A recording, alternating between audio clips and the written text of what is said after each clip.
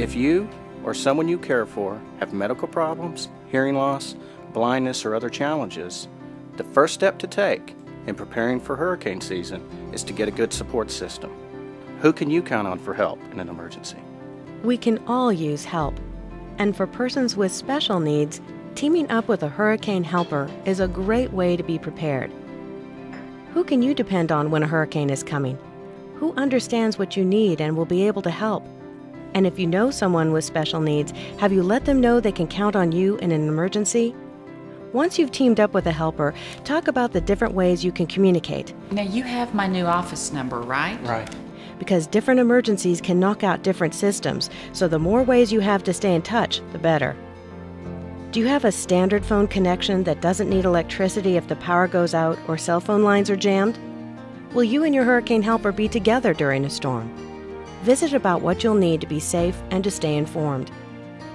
If your zip code must be evacuated or it's just not a good idea for you to stay at home, will your hurricane helper be able to get you to a safe place? If not, and you'll need transportation, dial 211 today to register for help. I kept hearing, you need to have a plan, but I didn't know where to start. So I began by making a list of things I need every day, like medicines and my walker. Preparing for hurricane season doesn't have to be overwhelming if you take it step by step.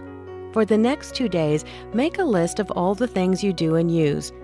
Then, with your hurricane helper, go over the list to mark things you can't be without. And this is my list. If you have a child with special needs, keep a journal of everything that's used to care for them. If you have a pet or service animal, what does it need each day?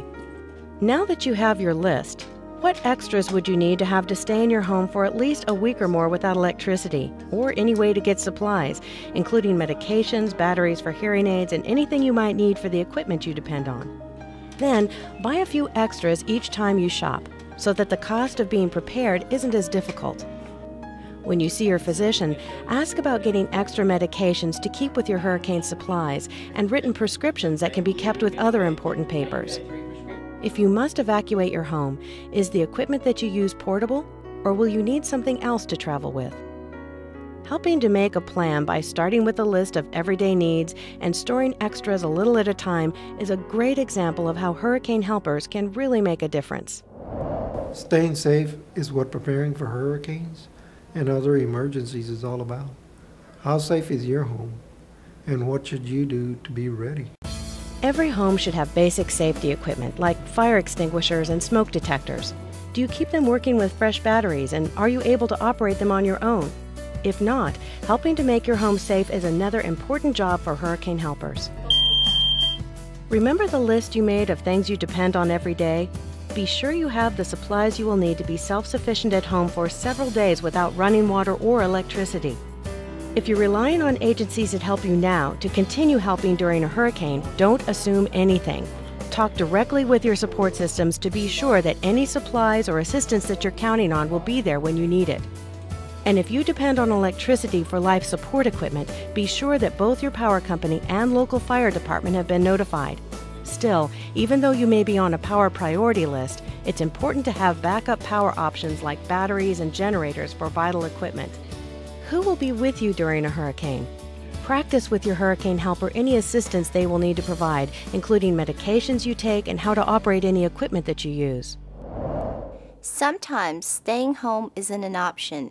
If an evacuation is necessary or being home without electricity or running water for several days will be dangerous for you, then have a plan ready for when it's time to move to a safer location. Just like there are different strengths of hurricanes, there are different levels of risk for areas in their path. The closer you live to the coastline, the more likely you are to be evacuated. But danger can come in many forms, so it's important to stay aware of emergency instructions no matter where you live. Don't wait until the last minute to make a move. If you have special needs, it's much better to give yourself plenty of travel time to get to safety.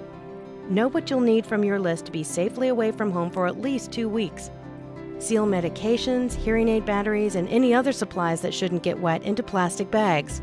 Important documents like family phone numbers, copies of written prescriptions, insurance and benefit cards, Emergency health information such as allergies and physician contact information should also be stored in watertight plastic and kept where you can get to them quickly. Keep a pen and paper handy if you have difficulty communicating or remembering instructions. And tags with your name, address, and phone number should be put on any equipment that you'll be taking with you. When it's time to leave, will you travel with your hurricane helper?